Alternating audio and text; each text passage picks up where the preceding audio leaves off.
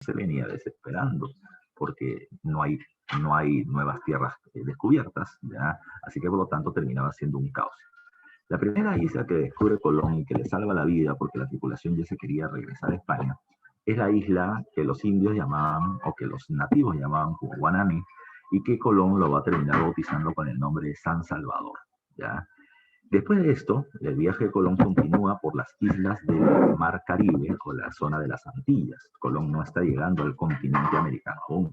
Y en estas islas va a descubrir la actual isla de Cuba, que se bautiza como Juana por el nombre de la hija de los reyes católicos, y la isla de Haití, ya que se le va a bautizar por el nombre del Español.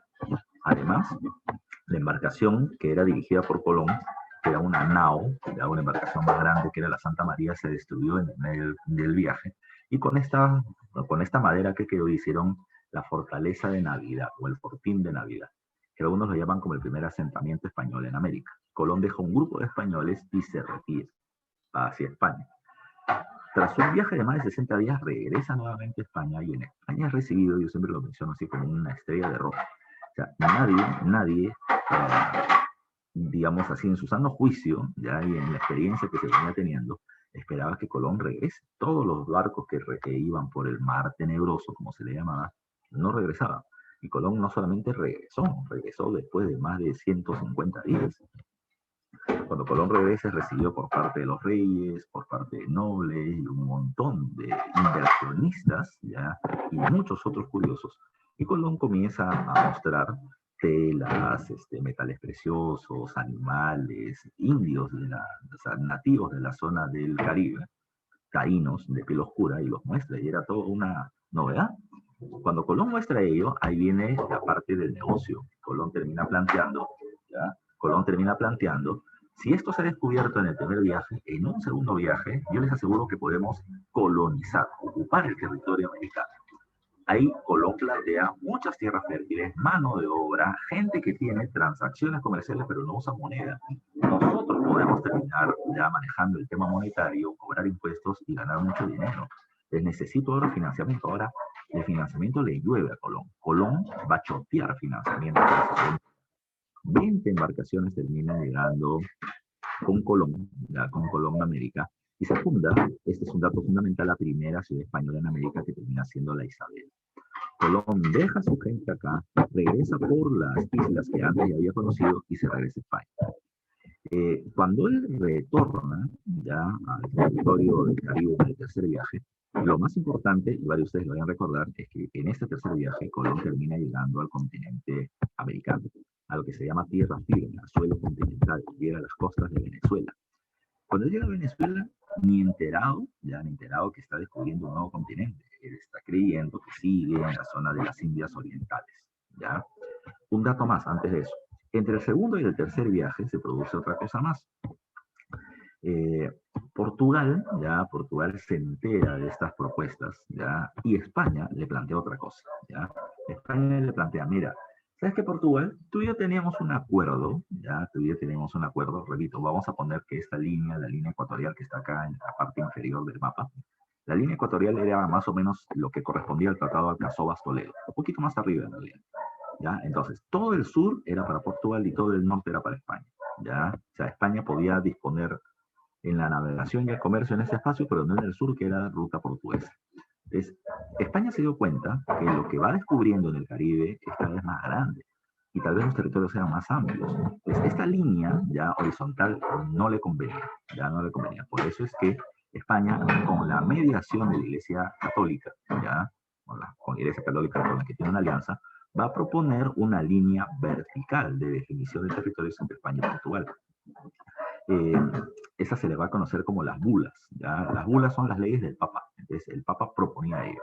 Portugal dijo, ya, si me pone una línea acá, ya, para decir todo lo que está en esta parte de Portugal y lo que está en esta parte de España, ya, la pregunta de Portugal era, ¿y por qué pone la línea acá? ¿Qué hay más allácito? Así que Portugal decía, yo no estoy de acuerdo con esta línea, quiero que se mueva más. Y así comenzaron precisamente a mover esta línea hasta que se termina estableciendo esta línea amarilla que les estoy poniendo acá en el mapa. Esta línea amarilla que está acá se firma en 1494 y establece el llamado Tratado de Tordesillas, en la que desde esa línea hacia el occidente eran dominios manejados por parte de España y de esa línea hacia el oriente eran dominios manejados por Portugal. Por eso es que Portugal tiene las costas del Brasil, ya del Brasil en el territorio americano, por esta línea, el Tratado de Tordesillas, con intermediación de la Iglesia Católica Portuguesa. Ahora, después de haber descubierto Venezuela, Colón va a terminar regresando a la ciudad de la Isabela. ¿Y qué cosa es lo que encuentra una población española molesta? Que quiere linchar a Colón y matarlo. La pregunta es ¿por qué? ¿Ya? La pregunta es ¿por qué? Y la respuesta es muy simple. Colón había prometido una zona de amplias riquezas donde si se invertía iban a haber ganancias. Lo único que hicieron los españoles es construir una ciudad, una villa al estilo español, y un huracán la arrasó. Así que los españoles no ganaron nada. La población nativa se moría con las enfermedades que venían trayendo los europeos, así que no había mucha mano de obra. Las tierras no eran muy fértiles y los indios se negaban al comercio monetario, preferían el comercio vía trueque. Así que todo era un caos, así, muy fuerte. ¿Qué sucedió? ¿Qué sucedió? Bueno, lo que va a terminar sucediendo es que Colón es encadenado y regresado a España, ¿ya? Pero la idea era que no lo maten, ¿ya? Cuando Colón regresa a España, automáticamente la reina Isabel, su protectora, lo libera, y Colón va a terminar realizando un cuarto viaje con financiamiento de la corona.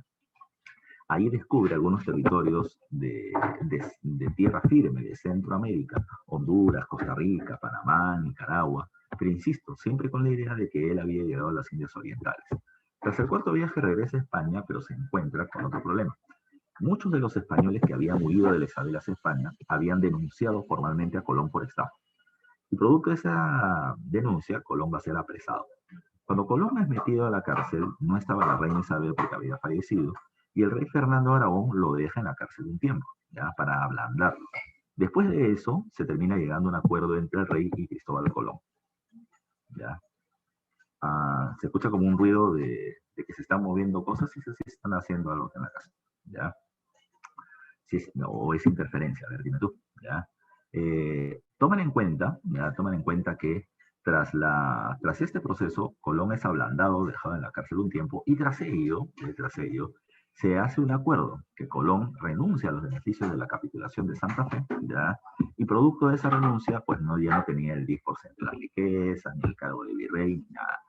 La corona había utilizado Colón había regado su vida con su gente, y ya se había descubierto un nuevo territorio, y ahora precisamente España va a tener el control de la región. Un punto antes de avanzar ya es el llamado viaje de la circunnavegación. Varios años después de los viajes de Colón, incluso fallecido él ya, se va a terminar produciendo algo. O sea, la idea era, Colón había dado una propuesta importante. Colón decía, si la Tierra es esférica y viajamos al occidente, llegaremos a las Indias Orientales. Pero ahora había una propuesta diferente. Si la Tierra es esférica, nosotros podemos partir del punto A, dar la vuelta y regresar al punto A. Ese se llama viaje de la circunnavegación. Así que se termina dando esta tarea a Hernando de Magallanes, portugués de nacimiento, pero que era trabajaba para la corona española, para que cumpla ese reto. ¿Ya? Magallanes va a viajar por el Atlántico, el Mar Tenebroso, y poco a poco va a ir avanzando hacia el sur. ¿Ya? Se va a terminar metiendo por ejemplo, por el Río de la Plata, buscando un territorio por donde pasar hacia la otra parte de América, pero no lo va a encontrar. Va a terminar cruzando el llamado Estrecho de Magallanes por el sur de Chile y va a llegar al Océano Pacífico. Avanza hacia, se me olvida ahorita el nombre, no me acuerdo por dónde, lo van a terminar matando en la zona de Filipinas, ¿ya? En la zona del sudeste asiático. A su muerte de Magallanes, Juan Sebastián Elcano es el que va a terminar tomando la dirección con los barcos que no habían sido destruidos y viajar hasta llegar al territorio español. En un lapso de 3 años se logró la llamada circunnavegación, el cual fue un avance cultural muy importante. ¿Ok? Salimos de Colón y los viajes de España y, a América en general y nos vamos al Tahuantinsuyo. Previo al descubrimiento del Tahuantinsuyo y la conquista del mismo, hay algunos elementos que son importantes. Ya sabemos el descubrimiento de América por parte de Cristóbal Colón, pero como te había dejado la historia, Colón ya no estaba en este proceso, pero ya se había yendo descubierto territorios en Centroamérica. Es así que la corona española va a establecer algo llamado con el nombre de la capitulación de Burgos, que es la reglamentación de cómo se va a terminar aplicando la colonización o el dominio de España en estos territorios de tierra firme, ya del suelo continental americano. Se van a ir creando 2 nuevos territorios, ya el Darién o Nueva Andalucía, ya por parte de los españoles, pero hay una ciudad que es importantísima, que es la ciudad de Panamá. Panamá va a terminar siendo el bastión de España, ya de donde se van a terminar haciendo viajes al norte y al sur, y donde se van a terminar obteniendo beneficios importantísimos. Desde Panamá termina saliendo, por ejemplo, Hernán Cortés. Hernán Cortés Hernán Cortés va a terminar viajando hacia el norte, ya hacia el norte, y en ese viaje hacia el norte va a terminar encontrándose todo un imperio gigante organizado con mucha población, con recursos, con tierra fértil, con minas de plata, etcétera, que es el imperio de los aztecas. El imperio azteca era mm, muy semejante al imperio azteco en dimensiones, en poblaciones mucho más grandes, pero en dimensiones, en desarrollo cultural, en logros, era un imperio avanzado, ¿ya? Los aztecas van a terminar enfrentando, repito, eh, o sea, rebobino, ¿ya? Los españoles van a terminar llegando al Imperio Azteca y al principio van a terminar siendo recibidos como si fueran emisarios de algún otro reino extranjero. Pero cuando los españoles terminan mostrando su idea de que ellos quieren conquistar la región, los votaron en una, ¿ya? El problema está en que cuando los votan, se generaron dos cosas. Uno, enfermedades. Los españoles han terminado trayendo una serie de enfermedades que va a terminar diezmando a la población azteca. Pero además de eso, Hernán Cortés se entera que el imperio azteca era una gran confederación. O sea, era una serie de pueblos encabezados por tres ciudades, pero que la cabeza estaba Tenochtitlán, la capital de los aztecas. Entonces, él sabía, o él se va enterando, de que muchos pueblos no quieren estar en el dominio azteca y quieren su autonomía. Así que con ellos comienza a realizar contactos y alianzas, ¿ya? Contactos y alianzas. Cuando los aztecas regresan a Tenochtitlán, van a terminar siendo bien recibidos por parte del gobernante, pero ellos lo van a terminar tomando como prisionero, ¿ya? Eh, la muerte del gobernante azteca termina generando el apoyo tremendo de una gran cantidad de pueblos que le facilitan el dominio a los españoles. Es más o menos lo mismo que vamos a ver más adelante con el apoyo de Huanca, Chancas, Cañares, Tallanes, etcétera, que van a terminar apoyando a Francisco Pizarro. Es la misma historia, de la misma historia. O, bueno, no la misma, pero sí muy parecida. Pueblos que querían su autonomía y vieron en los españoles un gran aliado para poder conseguir ese objetivo. Eh, la victoria de Cortés sobre los aztecas terminó generando muchas riquezas para quien con Cortés estaba, pero también para la corona española porque les correspondía.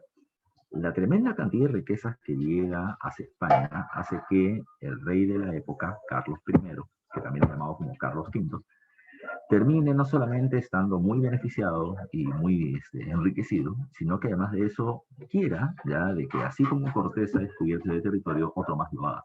Y termina dando permisos, facilitando permisos para que en nombre de la corona española se terminen descubriendo nuevos territorios.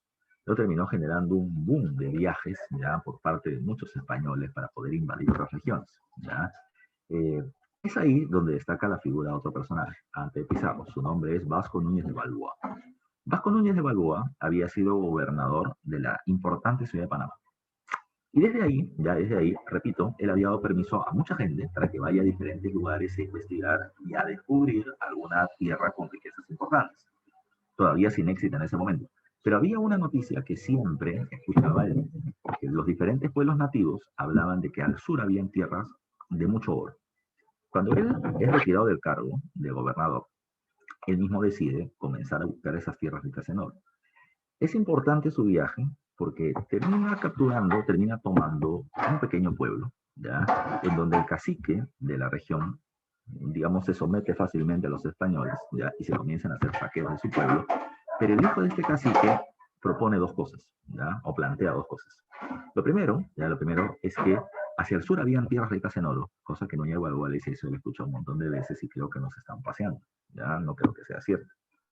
Este hijo del cacique le propone además que si viaja hacia el occidente, va a encontrar un mar tan grande como el del que ellos han venido. Recuerden que los españoles han viajado por el Atlántico y han llegado a América, ¿ya? Y cuando le dice viaja al occidente, cruza la selva panameña, se está hablando del Océano Pacífico. Núñez Balboa hizo ese viaje, cruzó el Pacífico, cruzó la selva de Panamá, llega hacia el Océano Pacífico, al cual van a terminar bautizando con el nombre del Mar del Sur. Y a Núñez Balboa le queda esta incógnita, ¿no? Si esta información fue cierta, porque descubrí este mar grande, Entonces, la otra información de clausura de riquezas, grandes riquezas en oro, también lo debe ser. Núñez Balboa se está frotando las manos con las riquezas que podría encontrar, pero a su mano derecha viene teniendo a alguien que supuestamente era un gran amigo y que terminó siendo un gran traidor, y ese es Francisco Pizarro. Pizarro era el lugarteniente, su jefe militar, su mano derecha en los viajes, en los saqueos que venía realizando. Pizarro se enriqueció gracias a Núñez de Balboa. Pero si bien Pizarro estaba contento porque su jefe iba a terminar haciendo un gran descubrimiento, Pizarro decidió sacar del juego a su jefe. Pizarro manda una carta anónima a la corona española planteando de que Núñez de Balboa era un traidor. La corona española no tiene por qué creer en un anónimo, pero le cola duda y le pregunta al gobernador de Panamá, al nuevo gobernador de Panamá llamado Pedro Arias Dávila. Pedro Arias Dávila. Le pregunta, ¿es verdad que Núñez de Balboa es traidor? Lo que no sabía la corona es que Pizarro ya había tenido una conversación con Pedro Arias, en donde le plantea entregarle una parte de las riquezas que se van a encontrar si es que termina afirmando esa pregunta. Y Pedro Arias Dávila dijo, Núñez de Balboa es el peor traidor que existe en Montesinos, ¿ya? Así que la corona española decidió un juicio justo, ¿ya? Para Núñez de Balboa. El problema es que no sabían que el juez de Panamá, Gaspar de Espinosa, también había conversado con Pizarro y habían hecho un acuerdo. Y en un juicio político, ya por intereses, en un día, Núñez Balboa es considerado traidor, acusado y castigado por traidor, y le terminan dando pena de muerte por Chao Núñez Balboa. Ya cuando un secreto lo comparten dos, es mejor desaparecer aún. Núñez Balboa lo matan. Pizarro es ahora quien tiene esta noticia. Pero Pizarro no viaja de inmediato. Pizarro necesita dinero, recursos, conseguir gente, etcétera, ¿ya? Y no era una cuestión tan rápida. En este lapso de tiempo, habían varias otras personas que comenzaron a navegar hacia el sur y que hicieron algunos descubrimientos. El personaje más importante, tal vez, se llama Pascual de Andagoya. A Pascual de Andagoya se le termina reconociendo ya como el personaje que termina dando las bases de lo que luego va a ser el nombre de nuestro país.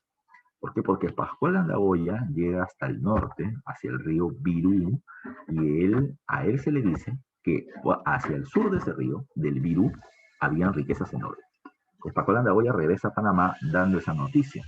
Y la palabra Virú, ya de la palabra Virú, va a terminar siendo transformada poco a poco, es lo que normalmente se piensa, ¿no? De Virú pareció Pirú y de Pirú Perú, ¿ya? Así que por lo tanto los nuevos viajes hacia el sur no eran hacia las tierras ricas en oro, que era una idea abstracta, sino hacia un territorio concreto llamado Perú. No sabemos dónde está, que no sabemos qué tiene, pero ya le dimos un nombre por lo menos, ¿no? Entonces, Pizarro ya va a comenzar sus viajes. Antes de hablar de los viajes, recuerda que no es tan simple. Eh, los dos primeros viajes de Francisco Pizarro son una empresa privada. ¿A qué me refiero con eso? Francisco Pizarro va a terminar buscando aliados para que el viaje se pueda realizar. Tiene aliados importantes. Primero está Pedro Arias Dávila, acá donde dice otros, ya siguen acá, ya. Pedro Arias Dávila, gobernador de Panamá, es un socio importante, aunque no firma acuerdos, porque él es gobernador. Pedro Arias Dávila ya es el que daba los permisos para que los viajes de investigación terminen saliendo. Y Pedro Arias Dávila solo le da permiso a Pizarro. Todo lo demás son choteados. ¿Por qué? Porque Pizarro y Pedro Arias tienen un acuerdo del 5% de todas las riquezas halladas para Pedro Arias Dávila. Segundo, está Gaspar de Espinosa, que es uno de los financistas que va a terminar teniendo Francisco Pizarro para el viaje, ¿ya? Pero él no puede aparecer en el documento, ni él ni el gobernador de Panamá. ¿Por qué? Porque justo el gobernador de Panamá y el juez de Panamá que mataron a Núñez de Balboa no podían ser socios de Pizarro, que era aliado de Núñez de Balboa y que ahora es el beneficiado. Evidentemente es un caso de corrupción, ¿ya?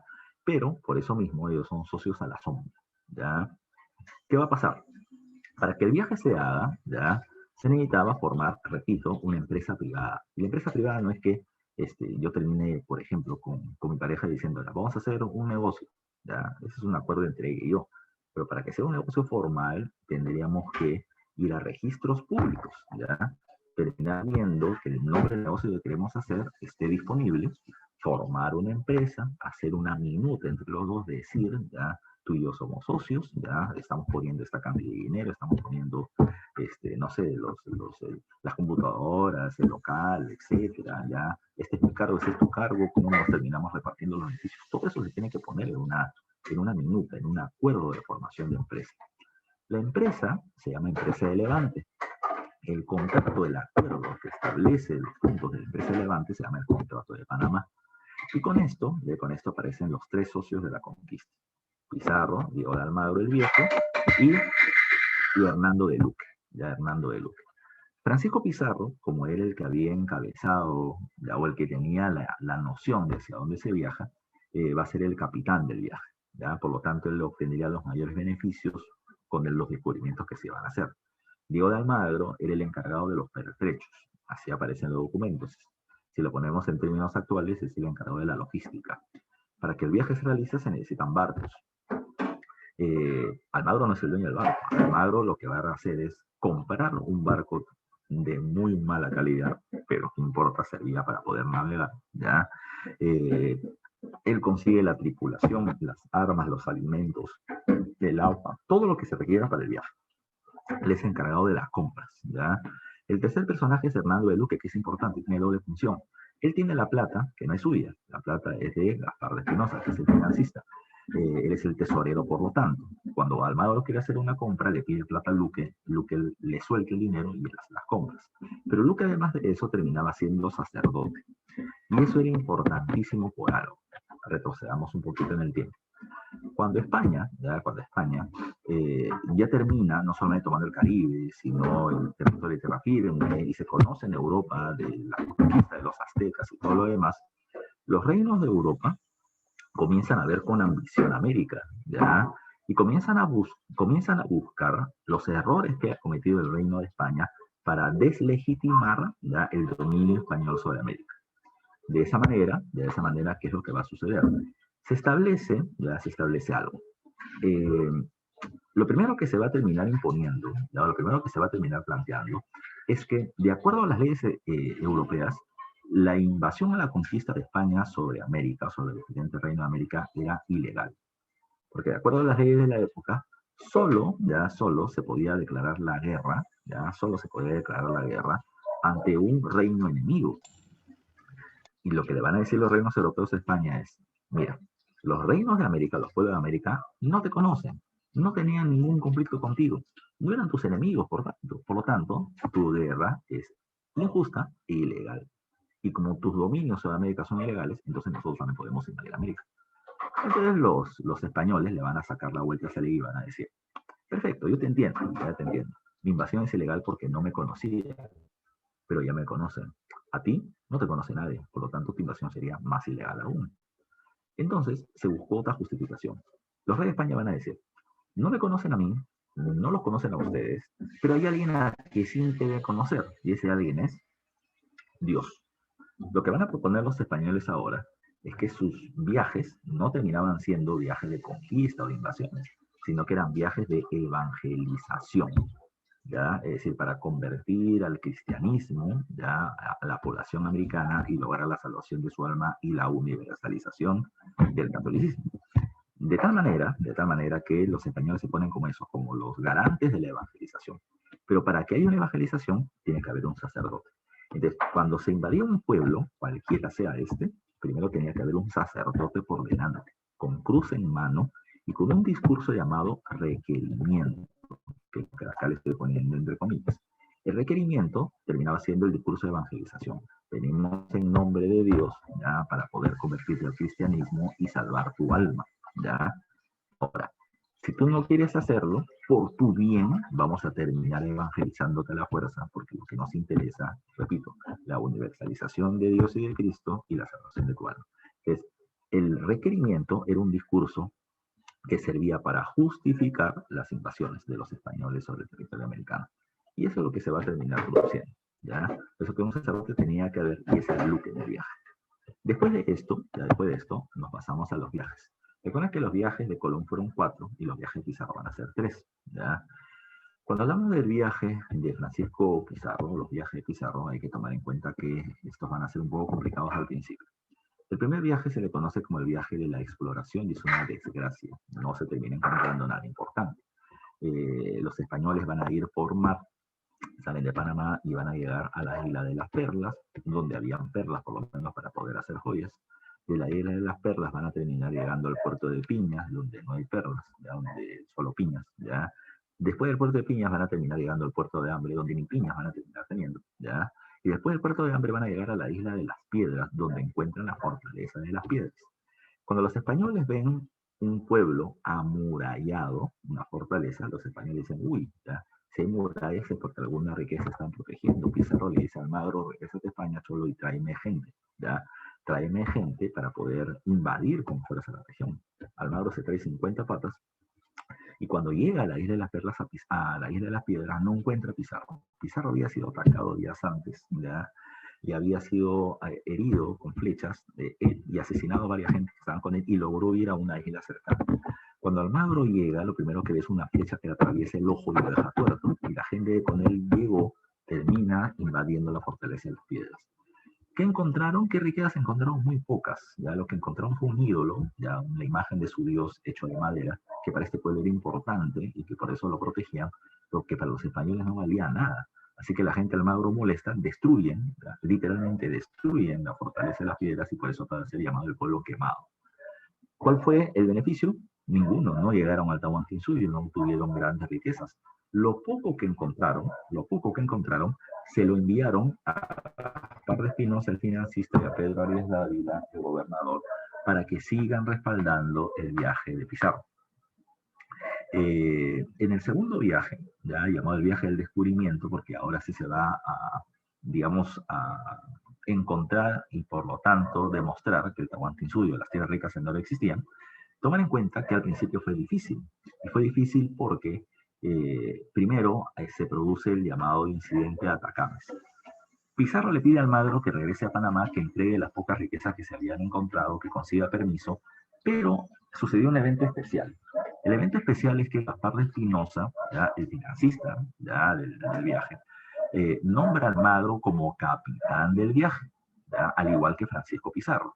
Porque lo que le llama la atención es que Almagro iba y venía de Panamá, peleaba, organizaba gente, ya, y hasta pierde un ojo. Mientras que Pizarro está en el sur bien rico, ya, cuando él era el capitán. Así que por eso es que lo nombran como capitán. Cuando Almagro regresa del segundo viaje y se entrevista con Pizarro, Pizarro lo ningunea, le dice, eres un idiota. O sea, ¿cómo puede ser posible que veas tan poca gente si has visto que la pelea en esta pequeña ciudad de la Fortaleza de las Piedras ha sido complicada, lo maltrata? Así que Almagro le dice, ¿sabes qué? Apágate, ¿ya? Apágate, compadre, porque yo soy capitán como tú. Pizarro le dice, eres un traidor. Tú te has ido a llorar con el único ojo que te queda, ya, ante Gaspar de Espinosa, y por eso es que de pena te han terminado nombrando capitán.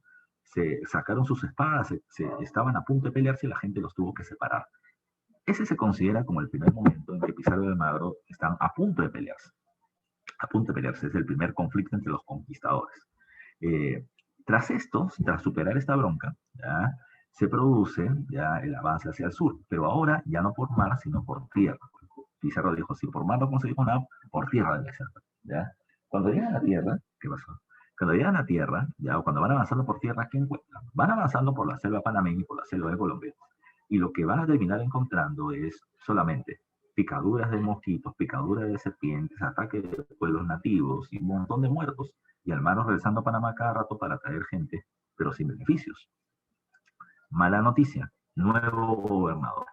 El aliado Pedro Arias Dávila lo han sacado del cargo, ¿ya? Y Pedro de los Ríos es el nuevo gobernador de Panamá. Así que Pizarro decía, chuma, si compramos antes a Pedro Arias Dávila, tenemos que comprar a Pedro de los Ríos para que nos termine respaldando, ¿ya? Para que nos termine respaldando.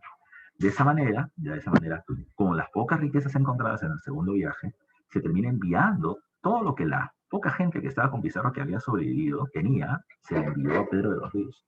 Pero la gente ya no estaba de acuerdo. Mucha gente quería retirarse del viaje y no se le permitía. La leyenda dice, ¿ya? De que en una pequeña tela alguien escribe con su sangre, pidiendo auxilio. Ya, mírelo bien, gobernador, sépalo bien, frentero, que allá va el recogedor y aquí queda el carnicero, era la frase que se dice, que se escribió en ella. La esposa, ya de Pedro de los Ríos, emocionada con los regalos que Pizarro está enviando, comienza a ver qué cosa ahí encuentra esa telita. Pedro de los Ríos dice, bueno, acá hay alguien que está diciendo que este viaje tiene problemas, así que se suspende el viaje. Pedro de los Ríos envía un representante llamado Juan de Tafur, para los que les gustan los gatitos, y Tafur suspende el viaje. ¿Ya? Esto se produce en una isla llamada como la isla del Gallo. Cuando Tafur suspende el viaje, un montón de gente se retira con él. Y en la isla del Gallo se van a terminar quedando Pizarro y 13 personas más, los llamados 13 de la isla del Gallo, que son los que van a continuar precisamente el viaje hacia el sur y los que van a descubrir el Tahuantinsuyo. Segundo problema, Pizarro se ha quedado varado en la isla, no tiene barco, porque Almagro se había ido a Panamá. Antes de que Almagro regrese, aparece en la isla Bartolomé Ruiz. Bartolomé Ruiz es un navegante comerciante español afincado en Panamá, que se ha enterado de todo este problema que está sucediendo y sabe que Pizarro está tirado en la isla, que alguna noticia tiene. Así que Bartolomé Ruiz se acerca a la isla del Gallo y le plantea, uy, mira Pizarro, tu propuesta de que en el sur pueden haber zonas importantes ya es interesante. Solamente hay un problema. Yo no sé dónde es, tú sí sabes, pero yo tengo barco y tú no. ¿Ya? Así que Pizarro le dice, ya te entendí, a 5% de las riquezas que hay es siempre y cuando me lleves con tu barco. Así que con Bartolomé Ruiz, esta embarcación hacia el sur se lanza.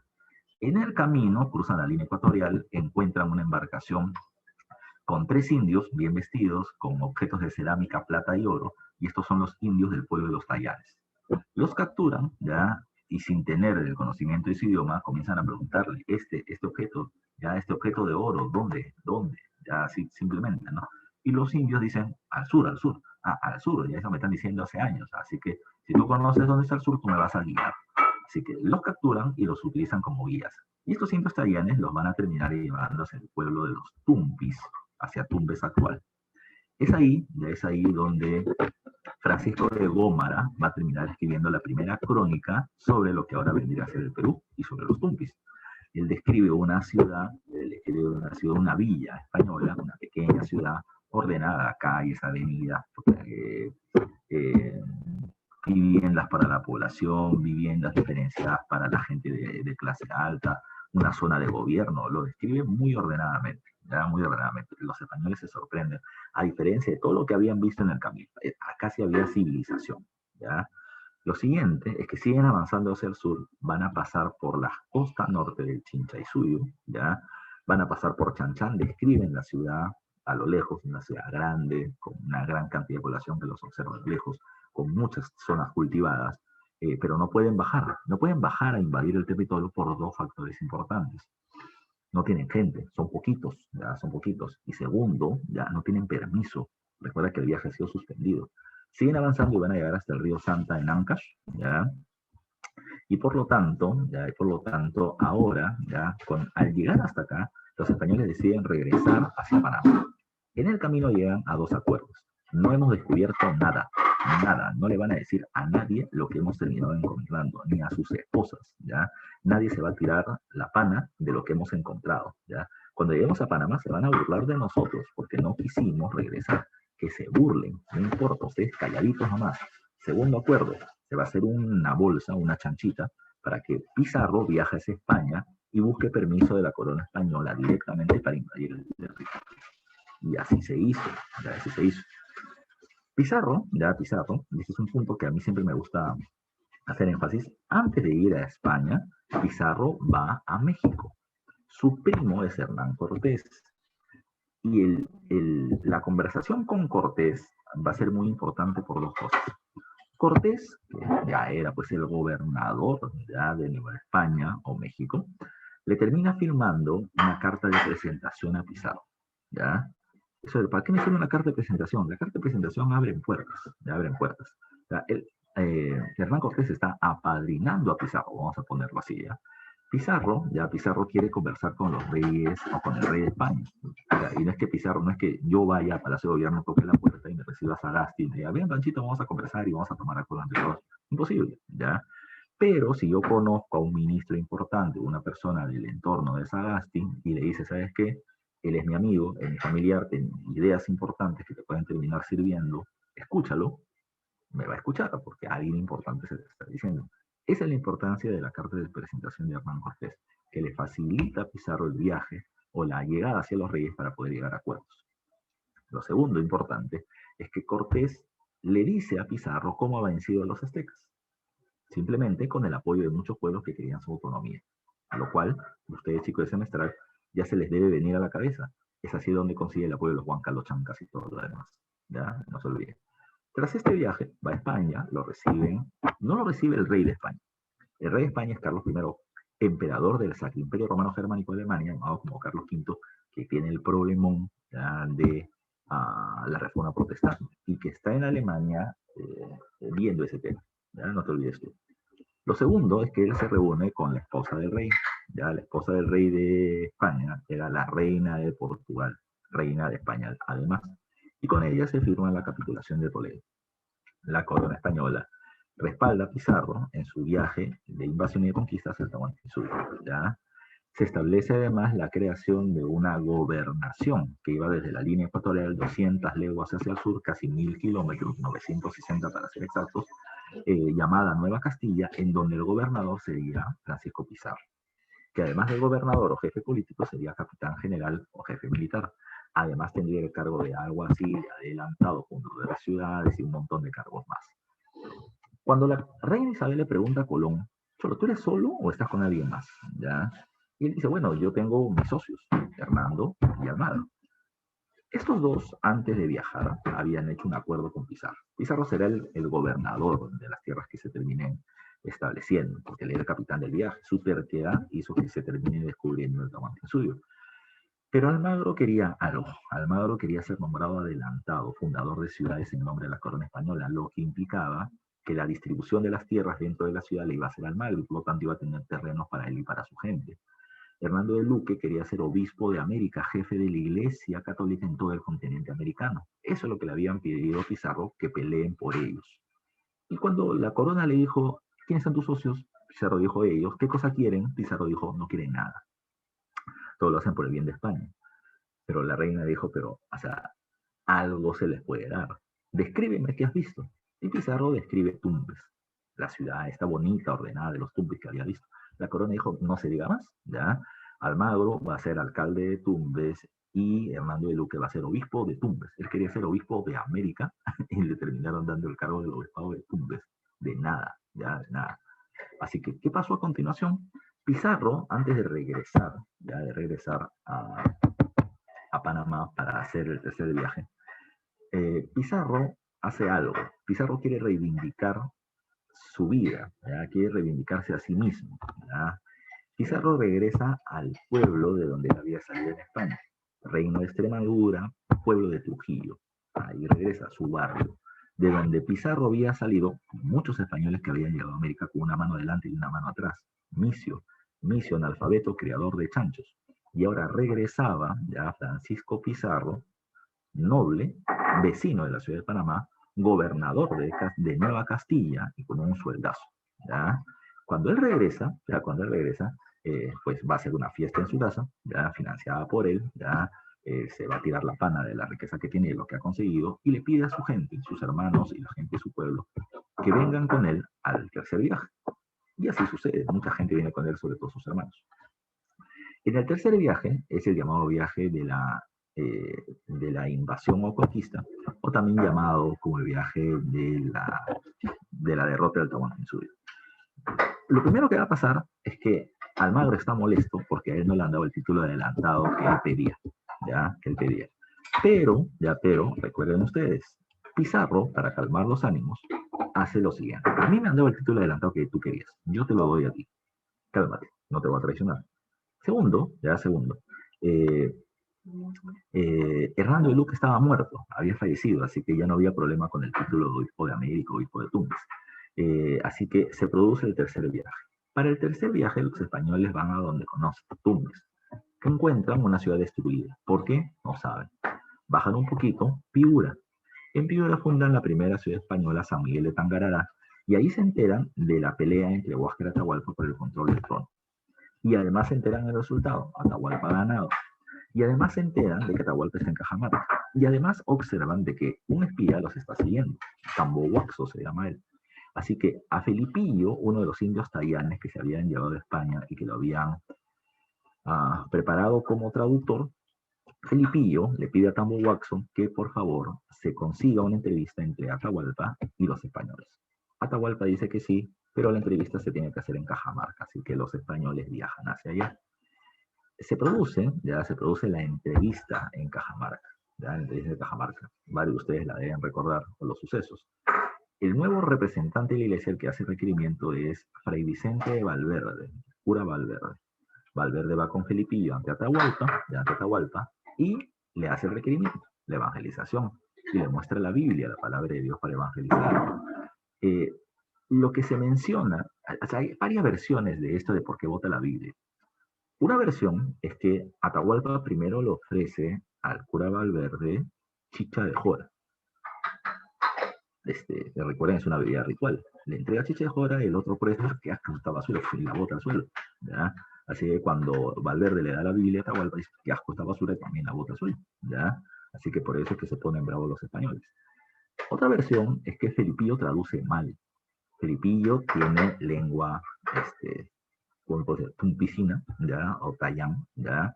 Tiene lengua tayán, y ha aprendido runacime o quechua a la fuerza por el imperio incaico, que conoce a medias, así como básico 7 del británico, nada más, ¿ya? Pero ahora tiene que escuchar a los españoles, entender en castellano, traducir en tayán y hablar en quechua, y lo mismo cuando le dice la gente a Atahualpa y parece que no traduce bien, o traduce mal a propósito, no se sabe, muchas versiones. Pero la cuestión es que votan la Biblia y comienza el enfrentamiento. Los españoles hábilmente habían se puesto en un lugar encerrado, ¿ya? Literalmente rodeado de cerros, ¿ya? Con cañones, con cañones de artillería en los vértices, con españoles a caballo, ya en con españoles a caballo, con espadas, ya ellos con armaduras, y cuando se dijo ataquen, comenzaron a atacar, ya. Las balas de cañón salieron y mucha gente se pone nerviosa, comienzan a huir, no pueden porque el lugar está encerrado y es toda una locura. Pero en esa locura, Atahualpa termina siendo tomado prisionero. Atahualpa prisionero no es encarcelado, o sea, Atahualpa no lo ponen tras barrotes en un lugar. Donde están los españoles, Atahualpa camina libre, con algunos sirvientes, pero evidentemente vigilados. En esta captura de Atahualpa, ¿ya? Atahualpa dice, ¿y estos blanquitos de dónde salieron? Yo acabo de vencer a Huáscar y aparecen ellos, seguramente son gente de Huáscar al que tengo prisionero, lo mandó a matar, y cuando ya sabía que había muerto le dijo Pizarro, oye, Huáscar ya murió, como diciendo, ahora reconóceme como líder. Y los Pizarro le dice, ¿qué cosa quieres que haga? Has matado a tu hermano, eso es fratricidio, como Caín mató a Abel, ese es pecado. Así que por lo tanto le da pena de muerte a Atahualpa. Atahualpa dice, no me mates, porque yo sé lo que te gusta, Pizarro, a ti te gusta la plata, y Pizarro dice, uy, no hables así, papi, ya, te gusta el oro, uy, no, y el otro está, pero caliente. Así que Pizarro, o Atahualpa le propone a Pizarro, tú lo has escuchado, 2 cuartos de plata, 1 cuarto de oro, para que de esa manera no lo maten. Pero cuando lo que quería hacer también Atahualpa, y lo que estaba sucediendo es que sus tropas se están reorganizando y lo van a venir a liberar, y cuando se entera de eso, ya, cuando se entera de eso, Pizarro ya, decide, ahora sí, dar muerte a Atahualpa. Y lo va a terminar matando mediante pena de garrote. Lo van a terminar ahorcando. No colgado en una horca, sino atado una soga de cuello y la fueron a ajustar. Muerto Atahualpa en Cajamarca, sucedieron algunas cosas que van a ser muy importantes para los españoles. ¿Ya? Primero, desde Cajamarca, mira acá el mapa, ya de Cajamarca que está acá, ya los españoles ahora tienen un nuevo objetivo, llegar acá, al Cusco, a la capital del Tahuantinsuyo. ¿Por qué es importante llegar a la capital? Porque desde la capital se gobierna. Si tengo la capital, gobierno todo este inmenso territorio. Van a haber 3 factores importantes para que este viaje se pueda llevar a la práctica. El primero de los viajes, ¿ya? El primero de los viajes va a terminar siendo, o el primero de los elementos, es la existencia del Capaniñán, ¿ya? O del camino de los incas. ¿Por qué es importante esto? ¿Ya? Porque este camino que los incas habían construido para poder llegar hacia lugares alejados, ¿ya? Pues terminaba sirviendo, ¿ya? Para poder, además de eso, que los españoles lleguen a Cajamarca, al Cusco rápidamente. El segundo elemento termina siendo el apoyo de muchos pueblos que han visto caer a Atahualpa, el desgraciado que destruyó muchos pueblos en su guerra contra Huáscar. Así que estos pueblos veían a los españoles a los salvadores. Si ellos han acabado con Atahualpa, entonces nos pueden ayudar a recuperar nuestra independencia y acabar con los incas. Por eso es que muchos pueblos, como dice acá, Chachapoyas, Huaylas, Tumpi, Cañales, Tayani, Chancas, etcétera, pero sobre todo los huancas, que van a ser los principales aliados de los españoles, van a terminar sumándose a este grupo. Así que eso facilita tremendamente la victoria de los españoles. Y la tercera es que huascaristas, o sea, una parte de la élite incaica de las panacas, también se ponen del lado de los españoles. ¿Por qué? Ya, porque lo que quieren ellos es recuperar el poder político, pero se dan cuenta que los españoles tienen la fuerza militar para poder derrotar a los remanentes atahualpistas. Es por eso que él les plantea, ¿no? Ustedes quieren ingresar al Cusco porque hay riqueza, pero no pueden, porque solamente pueden entrar nobles incas. Así que yo puedo entrar con tu apoyo y una vez que entre y sea nombrado gobernante, yo te puedo terminar dando beneficios, ¿ya? Bajo ese acuerdo es que se va a terminar haciendo esta caravana. La caravana hacia el sur ya está ligada a este evento, a la rebelión de los generales de Atahualpa. Eh, los generales atahualpistas habían fracasado inicialmente en liberar a Atahualpa. Así que ahora van a tener un nuevo objetivo. El objetivo era evitar la llegada de los españoles hacia el Cusco, para evitar que los españoles tomen el control del gobierno, ¿ya? Lo segundo importante en este proceso es que lo que ellos no querían es que los huascaristas tomen el control del gobierno, porque si no los iban a terminar matando a ellos. Lo segundo importante para ellos era que se daban cuenta que en el camino de norte a sur, Pizarro y los españoles podían obtener aliados. Y mientras más grande y fuerte su lucha, sería más difícil vencerlos. Por eso mismo, lo que plantean los atahualpistas es evitar la alianza de pueblos andinos con los españoles. Se va a terminar dividiendo ya la lucha contra los españoles en tres líderes que están acá. Rumiñahui va a ser el encargado, o sea, Ojo de Piedra, va a ser el encargado de terminar organizando la defensa militar en el norte del Tahuantinsuyo, ¿ya? El segundo va a ser Calcuchima, que se encarga de la defensa en el centro contra los españoles, y Quisquis en el sur. ¿Qué van a hacer ellos? Ellos van a entrar a pueblos indígenas, ¿ya? Y van a terminar amenazando. Se ponen del lado de los españoles, y cuando nosotros venzamos a los españoles, ¿qué vamos a hacer? Vamos a terminar recuperando el control de esta región y vamos a terminar matando a quienes se hayan puesto del lado de los españoles. Para mostrar de que esto era cierto, comienzan a destruir colcas, almacenes del Estado, ¿ya? Para que los españoles y sus aliados no tengan recursos para poder continuar con el viaje, ¿ya? Ahora, ¿qué sucedió?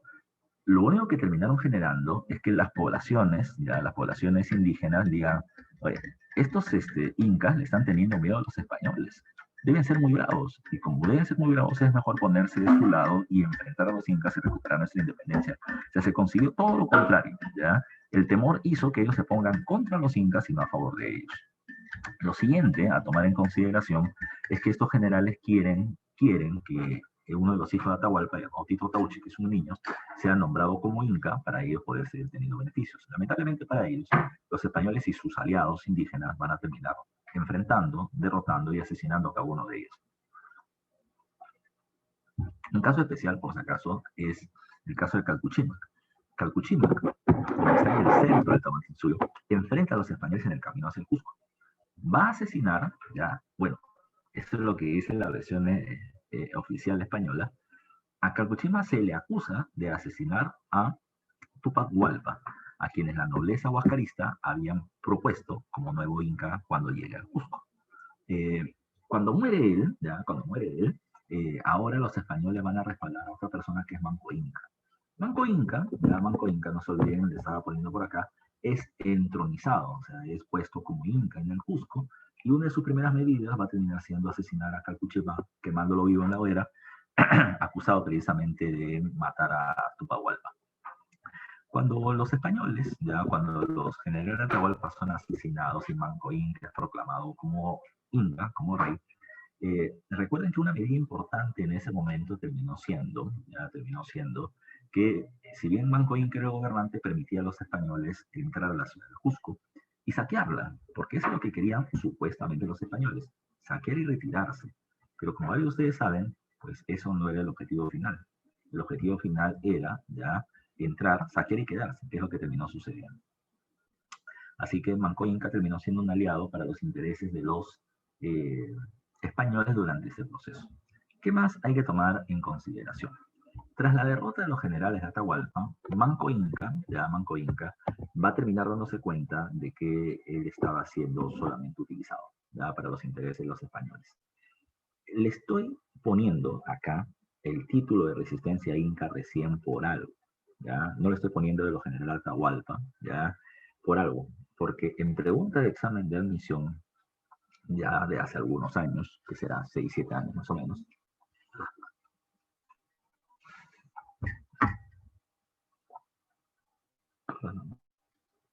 en mi mochila, bueno, en mi mochila, a ver, te decía, disculpa la interrupción. Eh, Te decía que hace algunos años atrás se terminó planteando desde cuándo comienza, ya de cuándo comienza, o con quién inicia en 1536 la rebelión de los incas, ya de la población indígena contra los españoles. Entonces, como preguntaron un año, la pregunta era muy directa, así que la respuesta era Manco Inca, y ahí estoy planteando ese tema. Cuando hablamos de la llamada resistencia inca, también llamada resistencia indígena, rebeliones indígenas del siglo XVI, la resistencia inca va a terminar siendo importante. ¿Por qué? ¿Ya? Y ahí les estoy poniendo este concepto. La resistencia inca va a ser un levantamiento, una rebelión de un sector de la nobleza incaica, de las panacas. ¿Ya? O sea, no es correcto decir rebeliones indígenas porque no se rebelan todos los indios, ¿ya? Ni tampoco toda la élite inca. Un sector, por eso dice parcial, una parte de la nobleza incaica se va a terminar enfrentando a los españoles. ¿Para qué? ¿Ya? ¿Para qué?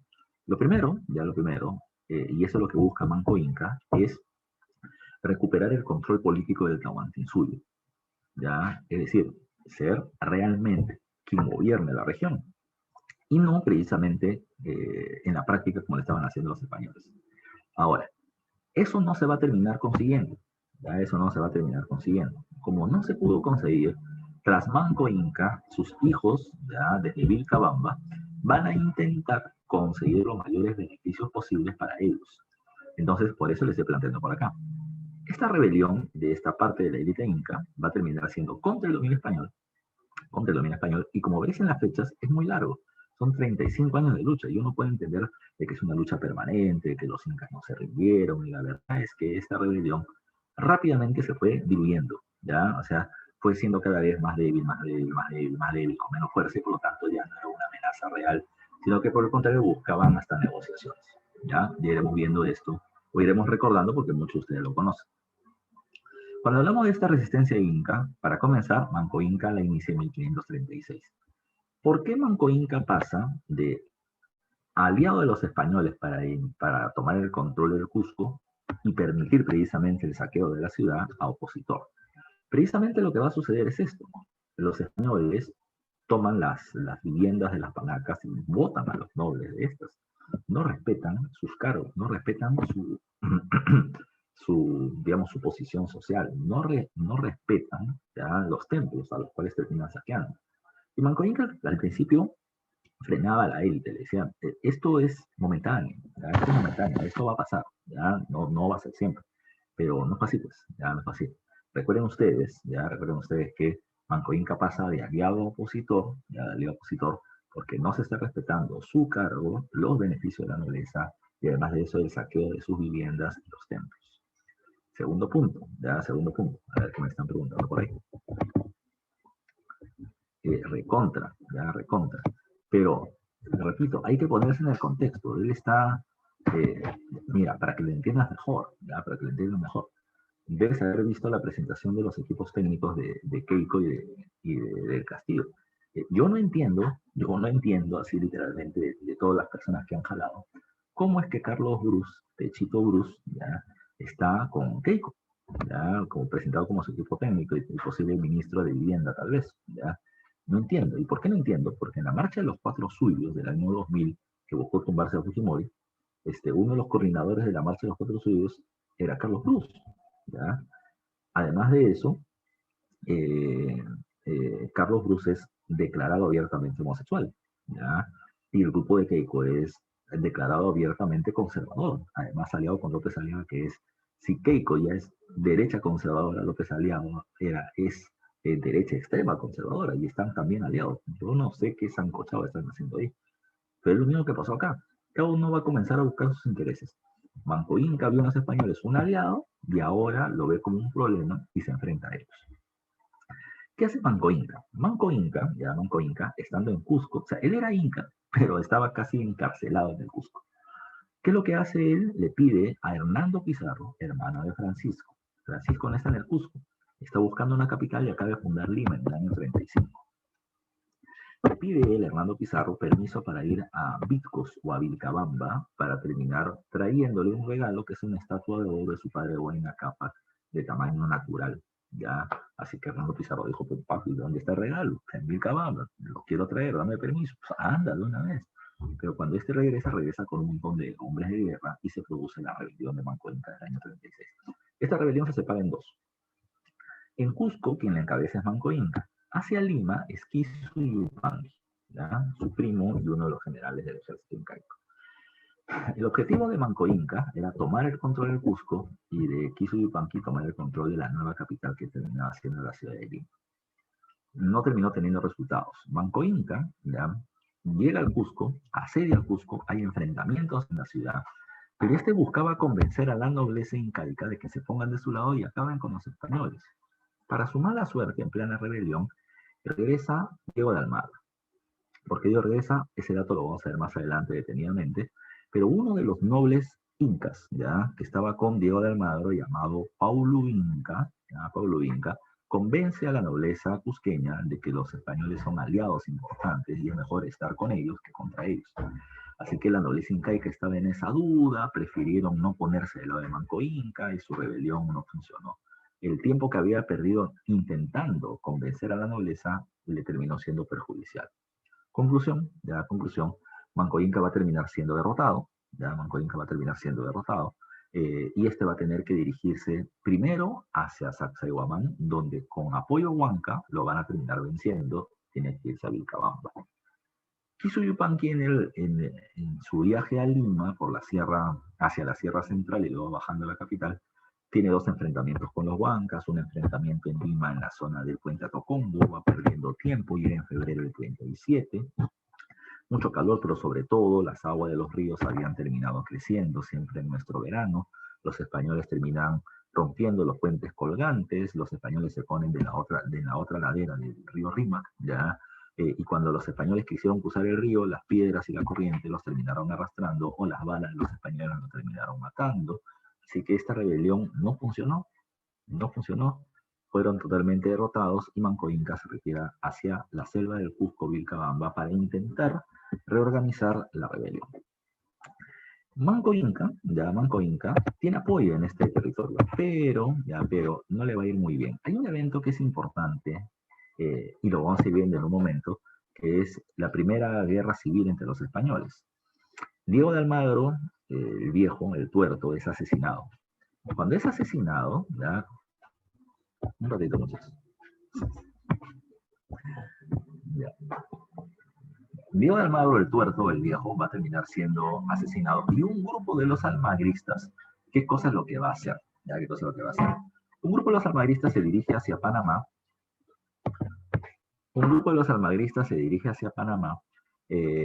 Para terminar buscando al hijo de Diego de Almagro.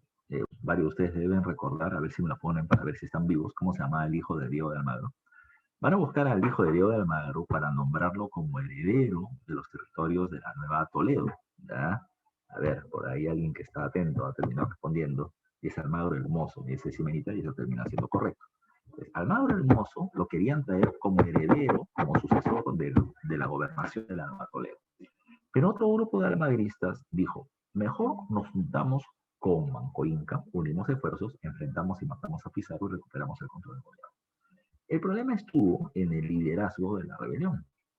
Manco Inca recibe a los almagristas, pero estos no quieren reconocer al Manco Inca como su líder y lo matan. Chao Manco Inca.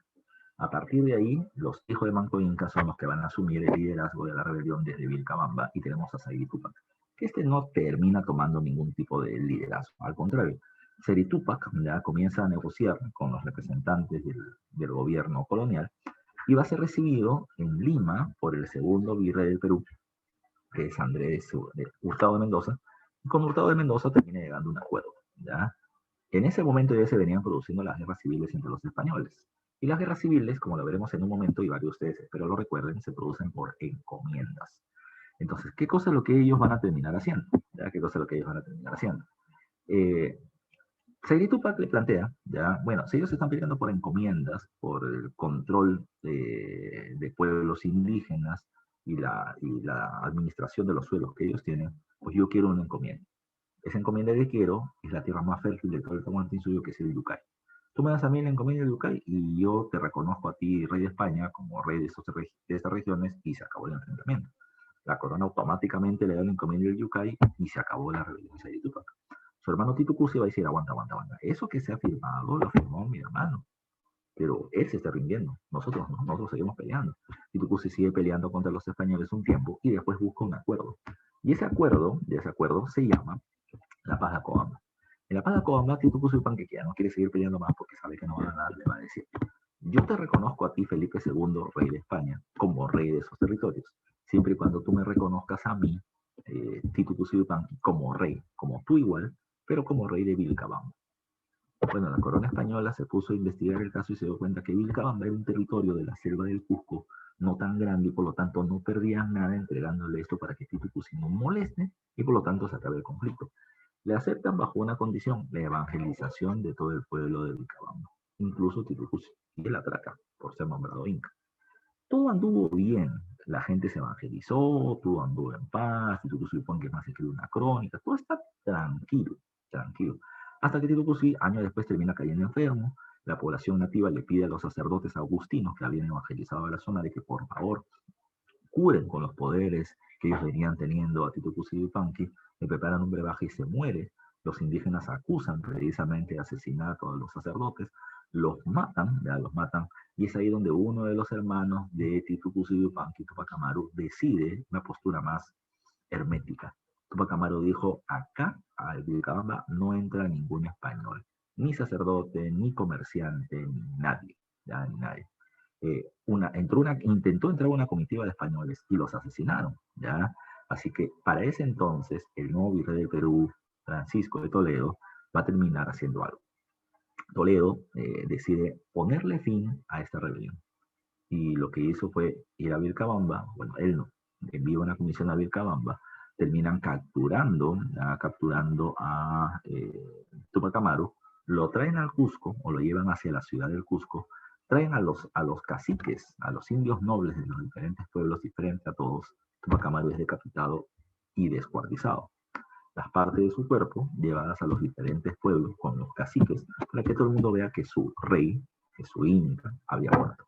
Ya había muerto. Y que por lo tanto no se iba a terminar soportando ningún tipo de rebelión o protesta más. Chao, se acabó la resistencia de Vilcabamba. Si bien la resistencia militar acá, lo que había que tomar en cuenta es que para muchos autores esto le va a dar paso a una rebelión de carácter religioso, que es lo que se conoce como la resistencia ideológica o la resistencia cultural. Precisamente la élite inca y cacay, ¿ya? Y recuerden que aparece esta resistencia cultural con el llamado movimiento, por ejemplo, del Taquiuncoy. Yo no estoy de acuerdo, ¿eh? Pero se sigue pidiendo en los libros de colegio y hay que utilizarlo. Cuando hablamos del Taquiuncoy, esto va a ser denunciado por un sacerdote llamado Cristóbal de Albornoz, quien dice que habían pobladores que terminaban bebiendo, que terminaban utilizando algunos alucinógenos y que terminaban moviendo el cuerpo desenfrenadamente, porque supuestamente en sus rituales religiosos ellos decían que el alma, los apus de los dioses andinos se estaba metiendo en su cuerpo y era una forma de rechazar el cristianismo y revalorar la religión andina. Ese es el llamado Taquiancoy, ¿no? El rechazo al cristianismo y la revaloración a los dioses nativos a través de esta enfermedad de la danza, porque ellos bailaban desenfrenadamente, supuestamente porque los dioses se metían en su cuerpo. Si bien el Taquiancoy terminó siendo destruido por Cristóbal de Albornoz, que en realidad terminó siendo utilizado por él para ascender dentro de la iglesia, ¿ya? Y quitarle las tierras a esa población, ¿ya?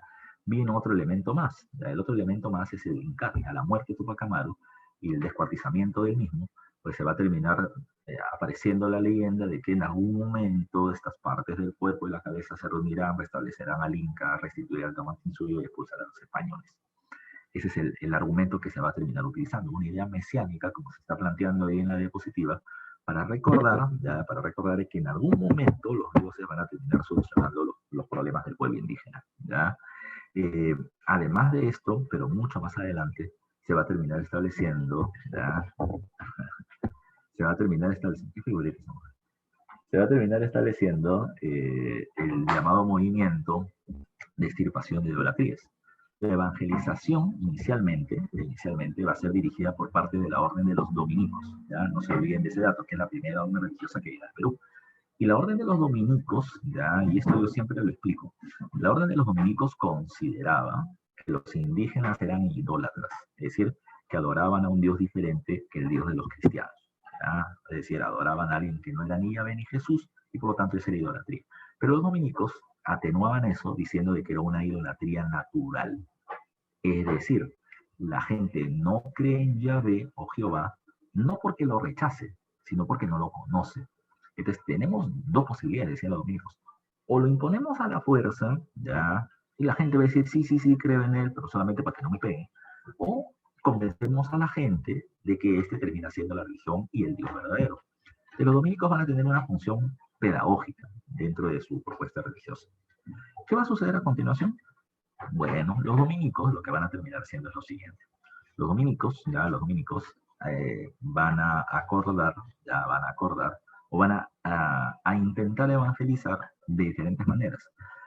Traducen el catecismo y partes de la Biblia del latín al quechua y al aymara. Aprenden sus idiomas para terminar evangelizando en sus idiomas. Comienzan a poner pinturas en las iglesias para hacer de forma pedagógica, visual, ya del proceso de evangelización, de cómo nació Jesús, de cómo Jesús está en el Calvario, cómo murió por nosotros. O sea, toda una serie de elementos, repito, para convencer ya a la gente del cristianismo. Pero, repito, con esas acusaciones del movimiento Taquiocoy, que no se está consiguiendo resultados, y la pelea entre las órdenes religiosas, pues bueno, se va a considerar de que la idolatría aún seguirá siendo fuerte y por lo tanto se tiene que acabar con esta de manera violenta, sobre todo en la zona del Curato de Lima, o sea, en toda la costa y la Sierra Central. En Cajatambo, etcétera, van a haber destrucciones de templos, van a terminar apareciendo el asesinato de un montón de sacerdotes andinos o chamanes, se va a reorganizar a la población distribuyéndose en diferentes lugares a través de las reducciones para ir acabando con esta propuesta religiosa. ¿Ok? Ha sido pregunta de examen de admisión, también hay que tomarlo en cuenta. Vámonos con el último tema, que termina siendo la guerra civil entre los españoles o los invasores, ya como quieras ponerlo, Cuando hablamos de la guerra civil, muchachos y muchachas, hay que recordar ciertos elementos. Primero, ¿por qué se pelean los españoles? ¿Por qué se pelean los españoles? Bueno, los españoles se pelean por los beneficios que quieren obtener, o que consideraban que ellos les correspondía por el proceso de lucha y de conquista del Tahuantinsuyo que habían realizado. ¿Qué es lo que buscaban ellos? O sea, todos los españoles que llegaban acá, lo que estaban buscando eran riquezas. Y la mayor riqueza que un español podía entender era ser noble y tener tierras en propiedad y gente que les tribute. Todo un pensamiento muy feudal. La corona española, desde el principio, no entregó feudos. Lo que entregó, y eso también se va a observar en el proceso de invasión del Tahuantinsuyo, son encomiendas. ¿Qué es una encomienda? Y acá se le está describiendo en la diapositiva. Una encomienda terminaba siendo un pueblo indígena, y ahí hay que ser muy preciso.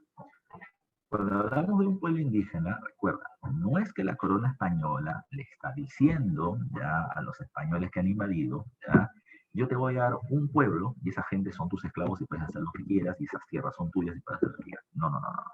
Lo que va a decir la corona española es, estas poblaciones indígenas, llamadas ahora encomiendas, necesitan a alguien que las guíe. Y ese alguien que las guíe vas a ser tu español llamado encomendero. Entonces, tú los vas a guiar en tres cosas. Los tienes que proteger de que a alguien no les haga daño, los tienes que educar bajo la visión occidental y cristiana y los tienes que convertir al cristianismo o evangelizar. Esas son las tres tareas que tú vas a tener con este pueblo que nosotros te designemos o te encomendemos. Ahora, esta población no son tus esclavos ni tu propiedad, no los puedes vender, ¿ya? Tú vas a permitir que ellos sigan haciendo su vida libre, su vida como siempre la han hecho. Pero lo que va a suceder a continuación es como ellos van a seguir haciendo su vida y van a seguir trabajando y van a seguir produciendo, parte de lo que produzcan, ¿ya? Te lo van a terminar entregando a ti, encomendero, como tributo, compensando el trabajo que tú estás haciendo con ellos. Les recuerden, pregunta el examen de admisión. Cuando un español recibe una encomienda, ¿ya? Por parte de la corona, su mayor beneficio termina siendo el tributo indígena, ¿ya? El tributo indígena, no se olviden de ello. Ahora, no todas las encomiendas eran del mismo nivel. Habían encomiendas que eran más ricas y otras que eran menos ricas, por no decir pobres. Hay unas que generan más beneficios y otras menos beneficios. En el caso de las encomiendas, hay que tomar en cuenta, cuando una encomienda era más rica, fácil. Si una encomienda era la entrega de un pueblo a los españoles, entonces una encomienda es más rica cuando más gente vive en ese pueblo. Mientras más gente vive, ya más gente trabajará, más gente producirá, más gente me tributará. Entonces, una encomienda es rica si tiene más gente. Segundo factor para que la encomienda sea rica, además de tener más gente, tiene que ser muy productivo. Entonces, si el pueblo vivía en una región de suelo muy fértil para la agricultura, o mejor aún, un territorio donde haya minas, entonces esa encomienda iba a generar mucha riqueza y por lo tanto más tributo para el español. Ese era el concepto de una encomienda rica. ¿Dónde estaban las mejores encomiendas? En el norte, ¿ya? En Cajamarca, por ejemplo, estaban las encomiendas más ricas. Y recuerden ustedes, si lo dejas un rato con la capitulación de Toledo, se crea la gobernación de la Nueva Castilla que va desde la línea ecuatorial 200 leguas al sur. Y ahí está Cajamarca. Entonces, la gente de Pizarro había conseguido muy buenas encomiendas. Cuando Cusco, ya, a Cusco, la corona española se enteran de una medida de la corona española. Era digamos así, era la reformulación de la capitulación de Toledo, en donde la corona española decía, uy, nos equivocamos. Almagro es gobernador como Pizarro y no le estamos dando los mismos beneficios. Entonces, ¿qué cosa fue lo que se hizo? Se terminó ampliando Nueva Castilla leguas a 270. Y de ahí hacia el sur, por 200 leguas, se creaba el territorio de la Nueva Toledo, que se le daba como gobernador a Diego de Almagro. Perfecto. Almagro se emociona con la noticia y Almagro decide dejar el Cusco, recientemente conquistado, e ir hacia el sur con la gente que ha peleado con él y se siente contenta porque ahora Almagro como gobernador va a poder entregar encomiendas. Entonces Almagro le dice a Pizarro, papi, me voy al sur, a ver mi gobernación, y a ver precisamente qué riquezas importantes tengo en mi territorio. Pero por si acaso el Cusco es mío, ya va a terminar diciendo Diego de Almagro. ¿Qué es lo que va a terminar sucediendo? ¿Ya? ¿Qué es lo que va a terminar sucediendo? Diego de Almagro, cuando se va hacia el sur, el problema es que mientras más al sur iba, las tierras eran menos fértiles y las encomiendas que podía repartir menos ricas. Entonces los almagristas se van dando cuenta de que no tienen el mismo beneficio que tienen los pizarristas en el norte. Es ahí donde esa diferencia económica hace de que ellos pidan regresar y reclamar la posesión del Cusco. Porque según Almagro, el Cusco está dentro de Nueva Toledo, su gobernación, y según Pizarro, dentro de Nueva Castilla. Entonces, ellos deciden regresar, ya cuando estaban en Chile, cuando las tierras eran menos fértiles, y regresan hacia el Cusco. ¿Con qué se encuentran? Se encuentran con dos problemas. Problema uno. Los pizarristas ya se repartieron la ciudad y ya la saquearon. Y encima se está produciendo la rebelión de Manco Inca que hace un rato te conté. ¿Qué hicieron los almagristas? Bueno, los almagristas decidieron unir fuerzas con los pizarristas y derrotar a Manco Inca. Una vez que fue derrotado, los almagristas van a tomar como prisioneros a Hernando y a Gonzalo, hermanos de Francisco Pizarro, y van a tomar el control del Cusco. Y es ahí donde comienzan a generarse los problemas. Vuelvo a insistir, acá se produce la primera de las guerras civiles, que es la guerra de los conquistadores, o de los grandes invasores, de los primeros invasores. Recuerden, ¿no? ¿Qué cosa dice ahí? Las causas para este enfrentamiento van a ser dos. La primera, Francisco Pizarro contra Diego de Almagro se pelean porque cada uno de ellos se sienten los dueños de la región del Cusco, ¿ya? Y están pidiendo que se reconozcan como propias. Los seguidores de Pizarro pelean por Pizarro, los pizarristas. ¿Por qué? Porque si Pizarro pierde sus ricas encomiendas en el norte, se las podrían quedar los almagristas. Y los almagristas pelean precisamente por eso, porque si nuestro líder Diego de Almagro vence, podemos quitarle las ricas encomiendas a los pizarristas en el norte. Entonces, los seguidores de uno y otro líder van a terminar peleando, no por su líder, van a terminar peleando por el control, ¿ya? Tener o mantener las mejores encomiendas posibles, ¿ya? Termina siendo fundamental, ¿ok? ¿Qué otro dato, ya, qué otro dato puedes tomar en cuenta para este proceso? Otro dato importante, ya, muchachos y muchachas, va a terminar siendo el siguiente. En este proceso de luchas que se va a terminar generando, ya, que se va a terminar generando, se produce lo siguiente. A ver si... los eventos van a ser seguidos. Después de que Diego de Almagro tomó prisionero a los hermanos de Pizarro, Pizarro y Almagro se reúnen en la conferencia de Mala, al sur de Lima. Y en la conferencia de Mala llegan a un acuerdo. Que un representante de la corona española decida, ya Cusco, ¿a quién le pertenece? Si a Nueva Castilla, no a Toledo. Almagro, en un gesto de buena voluntad, libera a los hermanos de Pizarro. Problema, uno de estos ya se habían terminado escapando. Mayor problema, estos estaban molestos con Almagro y querían venganza. Van a enfrentar a Diego de Almagro y lo van a derrotar en la batalla de las Salinas, donde después de derrotarlo, lo asesinan. Como te dije, un grupo de almagristas se intenta unir con Manco Inca, pero al final lo matan porque no lo quieren reconocer como líder. Otro grupo trae al hijo mestizo de Diego de Almagro, Almagro el Mozo, y entre comillas, bajo su liderazgo, o con su figura, van a terminar asesinando a Pizarro en Lima. Cuando asesinan a Pizarro en Lima, se fusionan las dos gobernaciones. Nueva Castilla y Nueva Toledo se convierten en la gobernación del Perú bajo el liderazgo de Almagro el Mozo.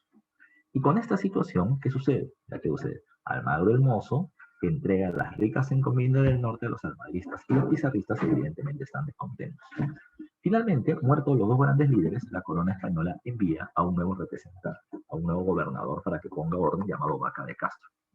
Vaca de Castro, ya con apoyo de los pizarristas, enfrenta y asesina a Almagro el Mozo en la batalla de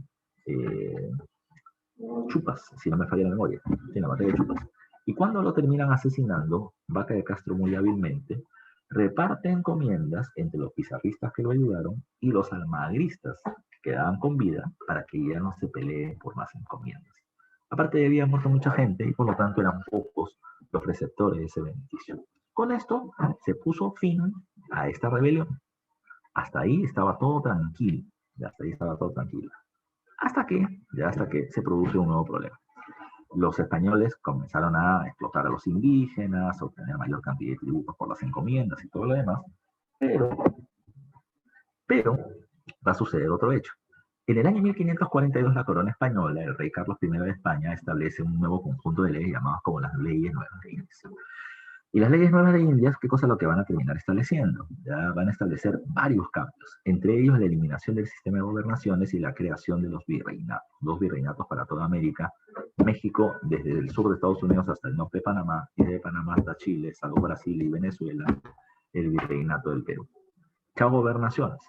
¿Cuál era uno de los objetivos? Uno de los objetivos importantes era ya eliminar a los débiles gobernadores, ya que estaban siendo controlados por parte de los encomenderos, que estaban haciendo muy ricos y que había denuncias de abuso de los encomenderos sobre los indígenas, que no estaban haciendo evangelizaciones, sino solamente abuso y explotación. Para no pelearse con la Iglesia Católica y aprovechar este evento para poder fortalecer el poder del rey en América, es que se crean los virreinatos, ya eliminando las gobernaciones. Otros acuerdos de las leyes nuevas de Indias es que después de muchos años de debate se apoya la idea de Bartolomé de las Casas de que el indio es humano, tiene alma y por lo tanto es cristiano. Si es humano, ya si es humano, entonces no puede ser esclavo. La esclavitud va a ser solamente confinada para la población africana, ¿ya? O afrodescendientes. La otra cuestión es que si el indígena es humano, como los españoles, pues tendrían los mismos derechos, pero se va a terminar acordando de que el indio es un humano menor de edad que tiene que ser guiado. ¿Qué pasó? El problema era que las encomiendas seguían en manos de los españoles, pero ya no eran perpetuas y hereditarias, como se había establecido antes, sino que las encomiendas ahora solamente pasaban a ser de una o dos vidas. ¿Cómo era la encomienda de una vida? Si, por ejemplo, ya, hacia, por ejemplo, a ver, no sé, del pueblo del Agustino, vamos a poner así. Si le dan la encomienda del Agustino, ¿qué va a terminar pasando? ¿Ya? Si la encomienda es de una vida, cuando él se muera, esta población indígena pasaba a manos del gobierno virreinal, ya no a su hijo, porque ya no era hereditaria. Si la encomienda era de dos vidas, le explotaba a Erico y le explotaba a su hijo. Hay dos vidas, pero ya no su nieto, que sería una tercera. De tal manera que los encomenderos están fastidiados, ya fastidiados. Los encomenderos se reúnen en Lima y nombran a Gonzalo Pizarro como su representante para intentar convencer a la corona española de que esto no se aplique. A Gonzalo Pizarro manda un regalo de 1 millón de pesos de oro de parte de los encomenderos, el cual la corona lo recibe, pero se da cuenta de que estos encomenderos tienen un montón de plata y por lo tanto los españoles, la corona podría obtener más si es que lo sacas del camino. Así que la corona mantiene su idea y manda al primer virrey del Perú, que es Blasco Núñez de Vela. Blasco Núñez de Vela es asesinado, o sea, no se le permite entrar a Lima para que no establezca las leyes nuevas de Indias, se le regresa a España, pero en Panamá él decide regresar hacia el sur y lo asesinan en la batalla de Añaquito en Ecuador, Añaquito o Iñaquito. Se teme que la corona española mande una gran fuerza militar y por eso es que un grupo de encomenderos hasta termina proclamando al Perú independiente de España, ¿ya? Para que la próxima invasión española sea visto como eso, como una agresión y no como una puesta en orden en sus territorios. ¿Qué sucedió? ¿Ya? ¿Qué sucedió? La corona envió solamente una persona, un sacerdote, Pedro de la Gasca, que tenía el cargo de pacificador, es decir, de lograr la paz por las buenas o por las malas. Pedro de la Gasca logra convencer a muchos encomenderos ya de ponerse de su lado, porque él ofrecía tres cosas. El perdón de Dios, ya el perdón de Dios para que no sean llevados al infierno una vez que mueran. El perdón del rey para que no sean juzgados legalmente. Y además de eso, extender las encomiendas por 3, 4 o 5 días. De esa manera, Pedro de la Gasca logra convencer a muchos encomenderos que se pongan de su lado y logra equilibrar las fuerzas militares. Esto deriva en una batalla, que es la batalla final de este proceso, llamada como la batalla de Jaquijahuana. Y en la batalla de Jaquijahuana, Pedro de la Gasca derrota y asesina a Gonzalo Pizarro, el líder de la rebelión separatista. ¿Qué pasó? Tras esto, Pedro de la Gasca convoca a un reparto ya, de encomiendas. Él contaba de que solamente a 100 personas se le tenían que dar encomiendas, pero en el llamado reparto de Huayna-Arima, 1000 españoles terminan llegando, exigiendo que se le entreguen encomiendas. ¿Por qué? Porque habían apoyado la rebelión de la Gasca contra Gonzalo Pizarro o porque no estaban enterados de ningún momento del enfrentamiento y no habían estado con los rebeldes. Entonces, ¿qué es lo que hizo él en su desesperación? Las encomiendas que él había pensado que iban a ser para 100 personas las repartió entre 218, o sea, menos población para cada español. Pero además de eso, quedaron más de 700 personas sin beneficios. Y a eso se les suele conocer como los insatisfechos, ¿ya? Como los insatisfechos. ¿Por qué? Porque las encomiendas para ellos se hicieron de una vida y perdieron la mano de obra indígena que venían teniendo porque pasaron a manos del gobierno virreinal. Esto terminó generando de que un grupo insatisfecho con estas medidas, encabezado por Francisco Hernández de Girón, termine enfrentándose a esta medida, pero terminan siendo derrotados en la batalla de Pucará, en donde las tropas, mejor organizadas desde Lima y desde Colombia, los terminan derrotando fácilmente. Con eso se consolida el gobierno virreinal que ya se había impuesto tras acabar en Jaquijahuana con la gente de Gonzalo Pizarro. Así que esos son los temas que tenemos que ver y vamos a aprovechar el tiempo que tenemos para terminar viendo el otro punto. Y el otro punto terminan siendo las preguntas de la dirigida, que vamos a ver si está por acá. No, esta no es. A ver. Vamos a detener esta presentación y nos vamos al otro punto.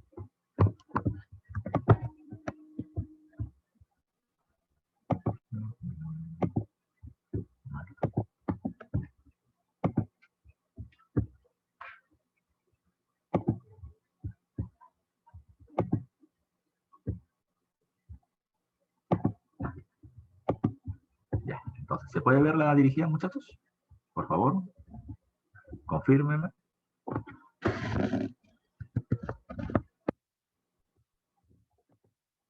Sí, profesor. Entonces vamos a resolver. Dice, del análisis de la siguiente imagen respecto a la expansión europea hacia otros continentes, en particular, la expansión española, indique a qué viaje corresponde. Mira, van a terminar saliendo desde acá, de la línea de ida, van a pasar por Bahamas, por Cuba, ya por Santo Domingo y van a terminar regresando. ¿Ya?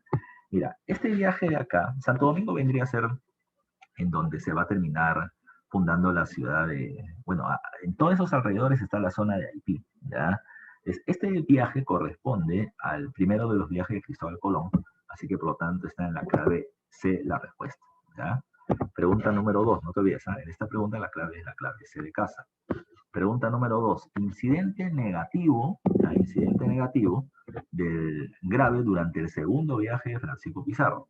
Los incidentes negativos son el incidente de Atacames y el tema de la isla del Gallo. Pero el más grave es el tema de la isla del Gallo porque se suspende el viaje y todo se vuelve complicado. Dice, la anulación del contrato de Panamá ante las divergencias políticas y ambiciones personales de los socios de la empresa. No, al contrario, el contrato de Panamá se mantiene, pero recuerden que Almagro lo nombran capitán y eso genera el incidente de Atacames. La intromisión política de la monarquía española al impulsar la firma de la Capitulación de Toledo, eso no es durante, es después del segundo viaje. La muerte de Hernando de Luque en Panamá, ya que él administraba los recursos económicos de la empresa, pero él muere después del segundo viaje, cuando Pizarro está en España viendo la capitulación de Toledo. El incidente de los 13 gallos. Bueno, el incidente no es los 13 gallos, es el incidente de la isla del gallo, que genera que son los 13 personas se queden. Dice que propició la pérdida del recurso humano en la expedición. Bueno, y este es más o menos así, ¿no? Ya sí se puede entender de esa manera. Cuando se produce este incidente, recuerden que solamente quedan 13. Y como solamente quedan 13, hay poca gente, por eso habla de poco recurso humano para que la expedición continúe. Esto hizo de que el viaje cayera, ya que se pueda poner más complicado, pero la presencia de Gaspar de Espinosa, como te dije hace un rato, con su barco hace de que el viaje todavía pueda prosperar. Entonces en la 2 la clave la de no te olvides tú. Pregunta número 3. Dice, un sector de la élite incaica respaldó la movilización ibérica hacia el Cusco con el objetivo de, ¿cuál terminó siendo el objetivo de aquellos eh, miembros de la nobleza incaica que apoyaron a los españoles? ¿Ya? A ver, en la 3, la clave ¿cuál sería? Está ligado a recuperar el poder, ya en el Cusco, dice. Liberar las señas que injustamente los incas habían sometido, no, porque ellos querían seguir siendo incas y seguir manteniendo el sometimiento de esos pueblos. Vendar la muerte del incuestionable Inca Atahualpa, no, al contrario, ellos no son atahualpistas, son guajaristas. Obtener su apoyo militar y proclamarse en el control del gobierno, ese era lo que buscaban. Emboscarlos y someterlos en la capital, derrotándolos definitivamente, no, por lo menos no lo hicieron posteriormente para decirle que ese era su objetivo, ¿no? Pero su objetivo era utilizar la fuerza militar de los españoles para terminar obteniendo el control del Tahuantinsuyo. Entonces la mejor clave es la C. Pregunta número 4 dice, las guerras civiles entre los invasores españoles se produjeron con diversos episodios entre 1537 y 1554 y tuvieron como causa de fondo para sus enfrentamientos. Bueno, cada una de las guerras tiene su causa de fondo. La primera, Cusco. La segunda, no perder las encomiendas a perpetuidad. Y la tercera, que les han quitado las encomiendas. Y recuerden que la primera además está en el fondo la pelea por las mejores encomiendas. A ver, primera, pelea por mejores encomiendas. Segunda, no perder las encomiendas. Tercero, insatisfechos porque no recibieron las encomiendas que se les había garantizado. Entonces, la causa de fondo era la pelea por encomiendas. Y esa ha sido pregunta de examen de admisión. Entonces, lograr hacerse el control de grandes puestos de gobierno, no. Obtener el control de tierras más fértiles en propiedad mediante merced real, tierra en propiedad no, encomienda, que es la entrega de un pueblo, entre comillas. El control de la mayor masa de población indígena para evangelizarlos, o de el control de las mejores encomiendas posibles otorgadas por la corona, y la clave termina siendo la mejor, la D de dedo, ¿ya? Que es la que supongo que es la que me están poniendo en el chat. Muy bien, la D de dedo. Pregunta 5. Líder de Vilcabamba, que fue reconocido como rey de dicho territorio. No se olviden que es Instituto Yupanqui, ¿ya? Ya son el nivel facilito, ¿ya? El nivel facilito. Pues ahora nos vamos a las preguntas del nivel intermedio. Dice, culminada la reconquista española, lográndose la recuperación de Granada, la monarquía española firmó en 1492 el documento llamado, ¿ya?, para autorizar el viaje a la India D. Recuerden que el viaje de Colón y el tratado es la capitulación de Santa Fe. No confundan con capitulación de Toledo, que es para Pizarro, ¿ok? 6 clave A. 7. ¿Quién es este personaje que está ahí? Ya en la imagen. ¿Quién es ese personaje que está en la imagen? Yo no soy, ¿ya? Yo no soy, yo soy más morenito.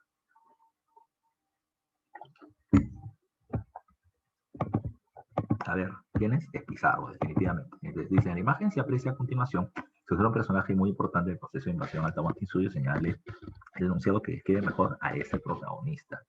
Dice, testaferro de Hernando de Luque en la empresa de Levante. No, porque él no tiene la plata de Hernando de Luque. Gobernador de Panamá que envió al capitán Tafurno, ese es Pedro de los Ríos. Proveedor de la empresa de Levante, encargado de conseguir los abastecimientos logísticos, ese es Almagro. Y jefe militar de la empresa de Levante, encargado de entrenar y dirigir a las huestes, ese es Pizarro. Así, por él es el capitán del viaje. Así que la mejor clave en esa pregunta es la D. Ordene cronológicamente los siguientes hechos. Captura el Inca Atahualpa en Cajamarca, el requerimiento del Inca. O sea, primero es el requerimiento y luego viene la captura. Entonces hasta ahí es 2-1. Desenlace de la guerra civil entre Huáscar y Atahualpa. Bueno, eso fue antes del requerimiento, entonces es 3-2-1. Firma de la capitulación de Toledo. Ese es antes ya de que lleguen los españoles. Entonces es 4-3-2-1. Dice, los miles de muertos indígenas por epidemias. Ya, las muertes por epidemias se van a terminar produciendo después. Entonces, es, a ver, ¿cuál sería mi mejor clave? A ver, no sé si es que el profe que hizo la pregunta la está pensando de otra manera. Recuerden esto, recuerden que los españoles en el segundo viaje llegan al Tahuantinsuyo y se menciona que tal vez la muerte se me ve el nombre, del Inca Huayna Cápac haya sido precisamente por epidemia, ¿ya? Así como él, muchos muertos. Entonces, quiero entender que el profe que hizo la pregunta está pensando en eso, ¿ya? Es decir, si bien van a haber varios momentos de muertes por epidemias, esta es la primera ola, ¿ya? Si lo queremos llamar así, la muerte de Huayna Cápac por las epidemias que tienen los españoles en el segundo viaje y las dejan ahí. La mejor clave sería 5-4, ya 5-4-3-2-1, ya así este proceso. Porque una mejor clave es, no me están especificando la epidemia en qué momento. Entonces, podría ser 4-3-2-1-5, pero no tengo esa respuesta. Entonces es mejor poner esta como por la muerte de Huayna Cápac, ya de este proceso. Entonces la mejor clave es A de avión. Pregunta 9. Respecto a los hechos más importantes de la resistencia andina de las guerras civiles, del 30 a 40, ordene la secuencia cronológica correcta. ¿Ya? Dice, pacificación realizada, ese es para ponerle fin a la Segunda Guerra. Rebelión de Manco Inca, ese es en el 36, ese es primero. ¿Ya? Asesinato ya de Francisco Pizarro en Lima. Eso termina siendo, a ver, es después de la rebelión de Manco Inca, ¿no? Entonces hasta ahí va 2-3-1. Rebelión de Titu Cusi Yupanqui, ya, ese después de Manco Inca. Ese es 2.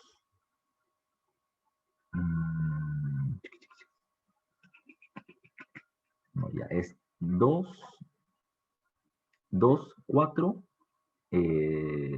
3-1. Dice la victoria pizarrista en la batalla de las Salinas. Entonces es 2-4-5-3-1. A ver si no me falla la memoria.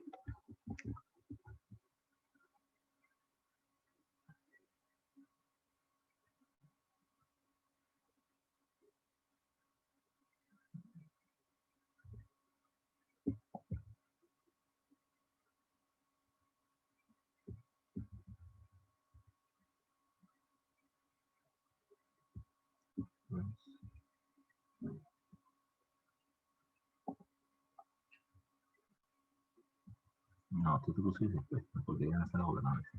2-5-3-4. Ya la B. Ya, la mejor clave es la B.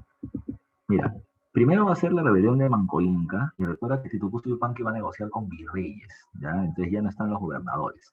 Entonces es 2, luego viene la muerte de Almagro en las Salinas, luego viene la muerte de Pizarro, ya luego viene Pedro de la Gasca, y recién después de esto ya se establecen los virreyes. Y Titu Cusi Yupanqui va a terminar negociando ya con el virreinato hasta el final. La respuesta es 2, 4, 3, 1, 5. 2, 5, ¿ya? 2, 5, 3, 1, 4. ¿Ya? Que está en la clave B de eso.